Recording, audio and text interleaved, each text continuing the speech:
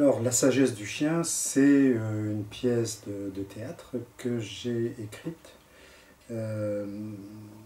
sur les chiens de l'Antiquité, c'est-à-dire les cyniques, une école philosophique du IVe siècle avant Jésus-Christ, qui est née autour de Socrate d'ailleurs, avec des philosophes, dont Diogène, qui est plus connu que les autres, et qui ont une pratique philosophique très particulière, puisque ça consiste à faire des actes, souvent très provocateurs. C'est très drôle, c'est très courageux en même temps, mais ça a un sens. Le sens, c'est dans cette cité athénienne où tout est déterminé par la course à la richesse, au pouvoir, on massacre, on colonise, on martyrise les esclaves publics.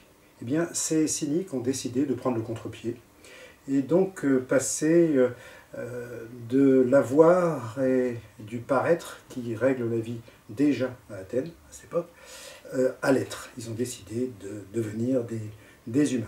Voilà. Alors ils enseignent où? Pas au centre d'Athènes, ils enseignent dans la banlieue. Ils enseignent essentiellement aux esclaves, aux métèques, aux étrangers, et aux femmes. Donc il y a quelque chose que j'ai trouvé d'extrêmement actuel et drôle, en plus, à mettre en scène.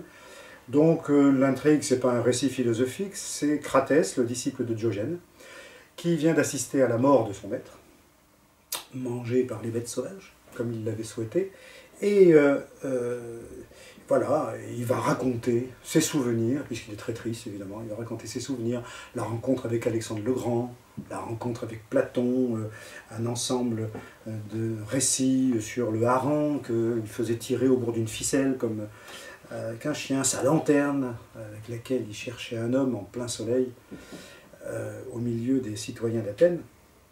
Et donc des provocateurs, mais dont l'idéal est de ne dépendre de personne et ni de rien. Et il se trouve que Socrate a dépendu quand même d'une chose, enfin plutôt d'une personne, il est tombé amoureux d'Hipparchia, une des plus belles et des plus riches héritières d'Athènes à l'époque. Et ils sont tombés amoureux, ils ont donc abandonné toute richesse, etc. Et on entend parler partout, puisqu'ils font l'amour dans la rue, ils vont provoquer des débats philosophiques un peu partout. Et donc j'ai écrit ce récit théâtral pour une voix, c'est Cratès qui parle, mais il y a une deuxième version où Hipparchia rectifie de temps en temps, car il faut savoir, c'est très peu connu, cette école philosophique a été avant tout une histoire de femmes, mais ce sont les hommes qui l'ont écrite, donc les femmes ont quasiment disparu de cette histoire, et donc elle rectifie d'une façon très utile, et ça permet d'avoir une idée assez juste à la fois de l'ambiance à Athènes, je crois, mais surtout aussi de la place de l'intelligence et de la femme dans cette histoire. Et j'ai joint à ces textes destinés au théâtre une petite farce philosophique. J'imagine que Diogène se présente à l'université, à la commission qui détermine l'aptitude à enseigner à l'université, et comment serait-il recalé, pas seulement lui, Rousseau, Descartes, Spinoza, Marx, Nietzsche, Diderot. Donc une petite farce, j'espère que les collègues ne m'en voudront pas. Je me suis amusé avec cette imagination.